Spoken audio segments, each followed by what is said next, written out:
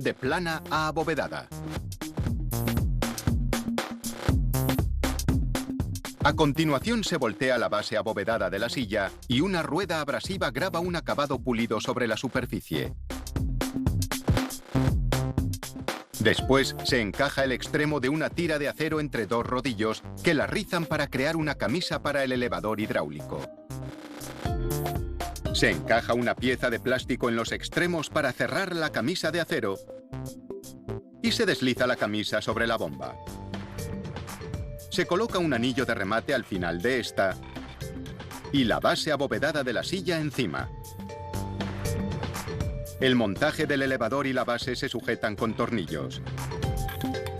Una vez colocado el montaje del derecho, se une el pedal en forma de U a la bomba.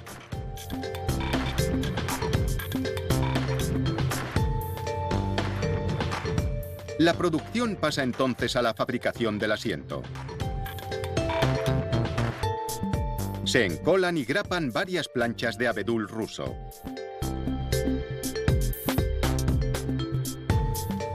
El proceso de laminado continúa hasta que el abedul tiene 2,5 centímetros de grosor. La última capa es un contrachapado grueso, que se ha cortado para adaptarlo al armazón de acero. El contrachapado se encola y grapa al abedul ruso. Una prensa se encarga del asiento, el respaldo y los reposabrazos. Dobla las piezas ligeramente en curva para que la silla sea más cómoda. El respaldo de madera se coloca dentro de un colchón de espuma. Los bordes se estiran para pegarlos bien a la madera y se grapan. A continuación se corta el material sobrante. El respaldo se cubre con un tapizado de vinilo precortado, así que se ajusta bien.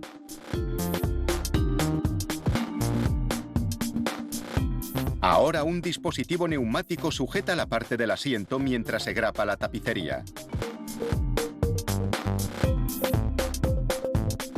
Después se recorta el vinilo para dejar un corte limpio.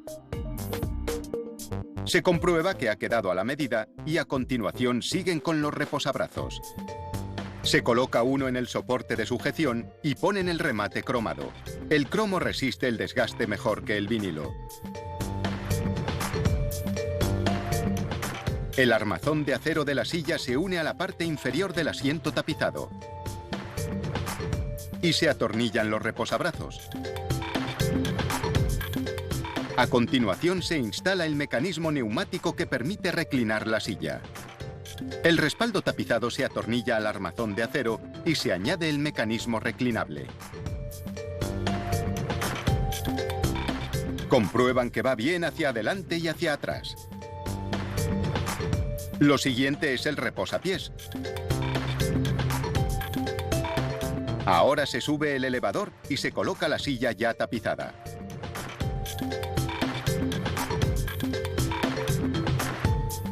El respaldo se completa con un panel tapizado. Así el cliente tiene un lugar donde apoyar la cabeza. Con el reposacabezas puesto, esta silla de barbero ya está lista para sus clientes. El tiempo que pase reclinado sobre ella dejará al cliente con un aspecto y una sensación refrescante. ¿Qué va a ser, señor?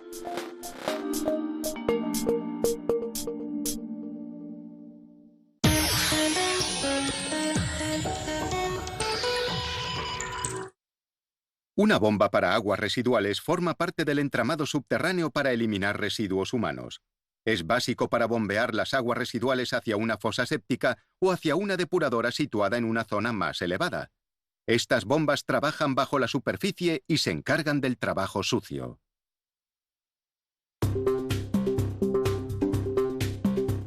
Cuando se trata de aguas residuales, todos preferimos tirar de la cadena y olvidarnos. Y hay bombas que lo hacen posible. Es la forma número 1 de moverlo todo con eficiencia. Cuando las aguas fecales alcanzan determinado nivel, el sensor flotante de la bomba la activa para comenzar el bombeo. Las aguas residuales comienzan entonces su viaje hacia una fosa séptica o depuradora, donde los residuos reciben el tratamiento adecuado. La carcasa de esta bomba se hace de hierro fundido robusto.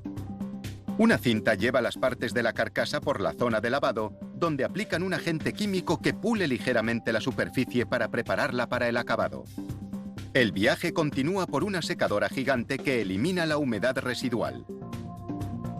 Ahora llegan a la cabina de pintura, donde recibirán un acabado que protegerá la superficie.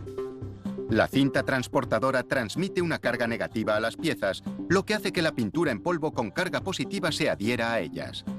El polvo cubre del todo las piezas, que a continuación pasan por un horno donde se fijará la pintura. A continuación, las piezas de la bomba pasan por un disco abrasivo giratorio. Este disco pule los bordes para que todas las piezas encajen sin dificultad. Aquí tenemos la carcasa antes y después del pulido.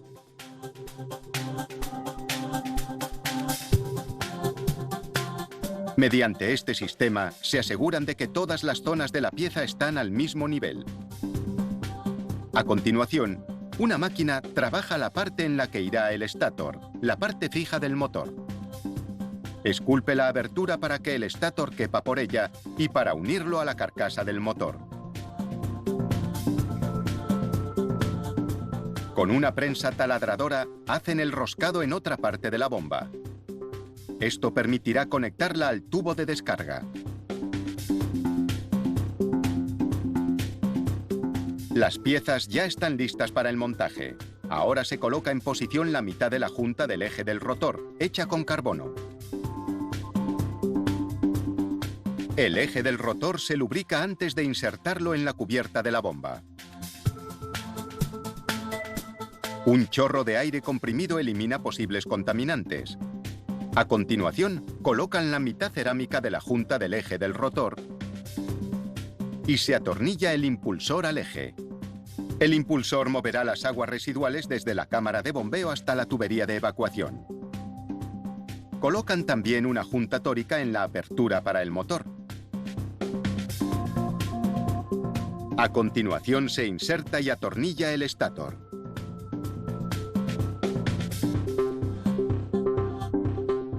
Se conectan los cables a los terminales de la carcasa y se coloca esta.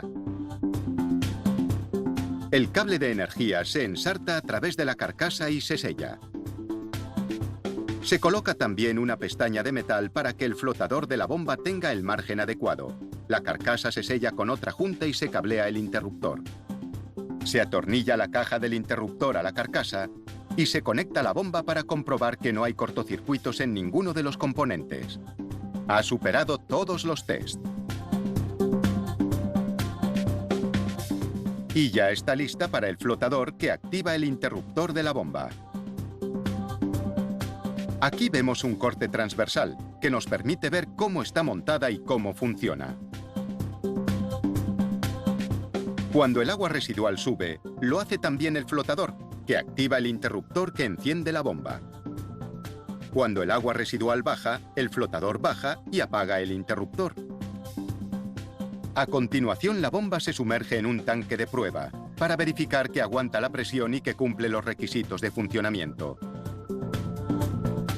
Cuando el ordenador da luz verde, la bomba inicia el viaje hacia una fosa séptica que puede estar cerca de nosotros. Hecha para vivir toda una vida entre residuos, esta bomba está lista para dejarse llevar por la corriente.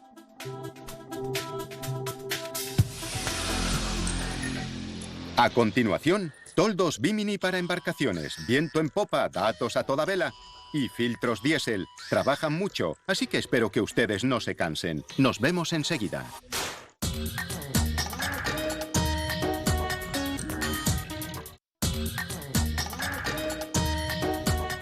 Bienvenidos de nuevo. Según fuentes no oficiales, los toldos Bimini se llaman así por las soleadas islas Bimini de las Bahamas. Estos toldos de lona abiertos suelen ser plegables. Empezaron a hacerse a comienzos de los años 60 para proteger del sol abrasador a los navegantes. ¡Qué bien! En mar abierto, los toldos Bimini ofrecen refugio ante la lluvia y sombra ante el sol. Sus materiales duraderos y versátiles resisten las fuertes brisas marinas y los rayos UVA intensos, pero dejando un espacio amplio sobre las cabezas de los navegantes. Primero, se mide un trozo de tubo de aluminio anodizado y se marca a la longitud exacta. A continuación se corta el tubo. Se usa aluminio y acero inoxidable porque no se oxidan. Ahora comienza el doblado del armazón. El futuro soporte del techo está en el suelo, mientras que las piezas que marcarán la altura están en vertical. Es importante no doblar en exceso el armazón. El ángulo final es de unos 88 grados. A continuación se remata el tubo. Es un proceso que eleva un poco el centro del techo y empuja los postes verticales hacia adentro. Cada armazón para el toldo de un barco se hace con 3 arcos de diferentes alturas. El delantero es más corto que el trasero, mientras que el central normalmente mide un 40% de la altura del trasero. Ahora se unen los arcos. Con los pasadores y las bridas se forman las bisagras. Despliegan el armazón final montado. Siguiendo las medidas del barco del cliente, se simula la forma final del toldo, utilizando la cinta para estirar los arcos hasta la anchura exacta. Una vez estirados y medida la distancia, vemos la forma final del toldo. Y ya solo queda instalar el toldo en sí. Este se hace con lona acrílica, que es impermeable y además no pierde el color. Y hay muchos colores donde escoger. Comienza el proceso de diseño. Una vez cortados, los trozos del toldo se cosen. A continuación se extienden sobre el armazón para ajustar sus dimensiones. Se sujeta la lona al armazón y se marcan los bordes por el exterior de la tela. El toldo se hace en paneles. Normalmente se necesitan 2 o más para hacer uno, dependiendo del tamaño del barco. Una vez recortado el material sobrante, comienza la costura de los bordes. En el borde exterior se hace un dobladillo con puntada recta. Primero se cosen los laterales y después los extremos. A continuación se cosen las guías, las bolsas a través de las cuales se insertarán los tubos. Este es el patrón de las guías una vez medido y cortado. La guía terminada se coloca sobre la tela y se cose al extremo del panel del techo. La costura es clave para la durabilidad del toldo. Los operarios han dado la vuelta al toldo para que la guía quede del revés. Se coserá de esa manera y después se le dará la vuelta. Se cose toda la guía para poder crear la bolsa. Y se añade la etiqueta que identifica a la compañía. Ahora insertan los trozos de tubo en las bolsas del techo de lona. Primero se inserta el arco trasero hasta el final. Una vez colocado este, se despliega el resto del toldo.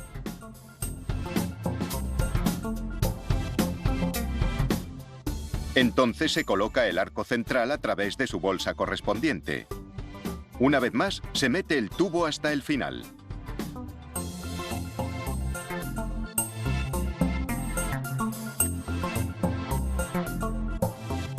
Y una vez insertado el arco frontal, el toldo Bimini ya casi está acabado.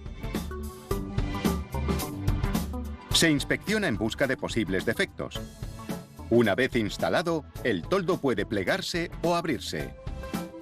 Para disfrutar de nuestro barco, un toldo Bimini bien cuidado cuidará de nosotros. ¿Alguien se apunta a un gin tonic?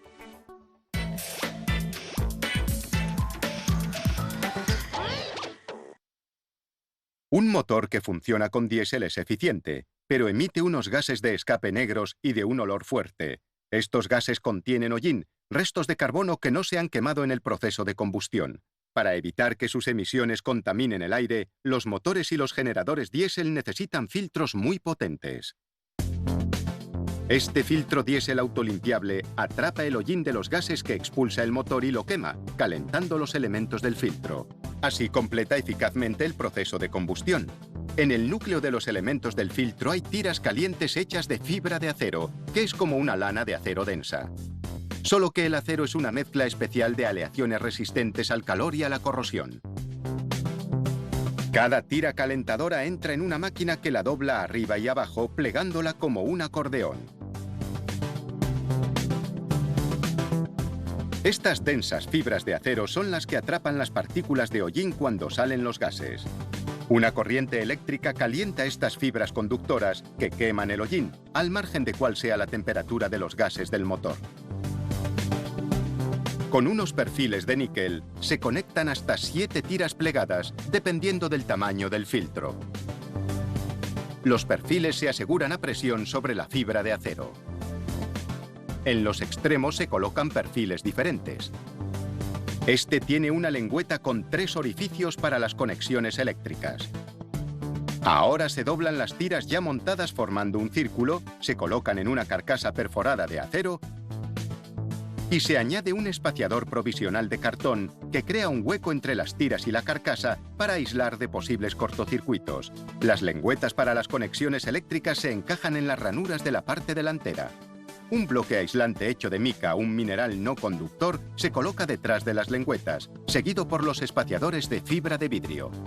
Todo esto crea una senda conductora clara y evidente desde la fuente de energía hacia las tiras. El bloque aislante se sujeta a la carcasa. Después, con unas pinzas, se coloca un espaciador de mica entre cada pliegue. Esto evita que los pliegues se toquen y haya un cortocircuito cuando la corriente eléctrica pase por las tiras. Se coloca una barra espaciadora entre cada pliegue. Es solo provisional, para dar a los pliegues una anchura uniforme hasta que se fijen permanentemente en su posición final con cemento. Para ello, se vierte cemento cerámico en una plancha circular inferior hecha de acero perforado. Las perforaciones garantizan una mejor unión. El cemento se reparte de manera uniforme por la plancha.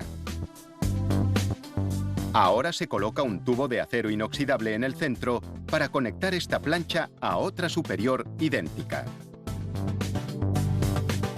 Se colocan las tiras minuciosamente sobre el cemento y se encaja la plancha superior. Se añade un peso para que el montaje no se mueva y se mete en el horno a 85 grados para fraguar el cemento.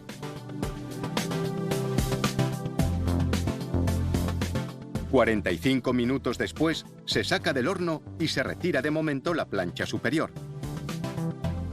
También se retiran las barras espaciadoras y el espaciador de cartón porque ya no son necesarios. Los espacios ya están fijados permanentemente.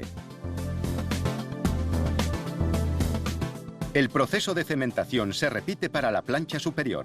Tras 4 horas en el horno, el elemento filtrante calentado eléctricamente, componente clave de este filtro diésel autolimpiable, está terminado. Y ya puede comenzar el montaje final. Cuanto más grande sea el filtro, más elementos filtrantes contendrá dentro de su carcasa de acero. Para este de tamaño medio, se apilan 4 grupos de 6 elementos. A continuación se conectan los cables a los conectores de las lengüetas de cada uno y se instala una válvula de control de flujo en cada grupo. Cuando se activa, la válvula reduce el flujo de gases de escape a cada grupo, facilitando que el sistema limpie los elementos calentando eléctricamente la tira. Un ordenador interno se encarga de los ciclos de limpieza, leyendo los sensores que detectan la acumulación de hollín, aislando y limpiando uno o múltiples elementos de cada vez. Se monta una zona de admisión a través de la cual entran en el filtro los sucios gases de escape diésel. Y la zona de salida, a través de la cual salen los gases ya sin hollín.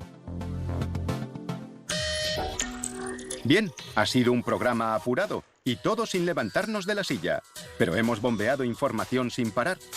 Espero que no haya sido todo un desperdicio y creo que hemos cubierto todos los ángulos. Así que si no les importa, zarparé hacia la puesta de sol, porque ahora ya saben que así se hace.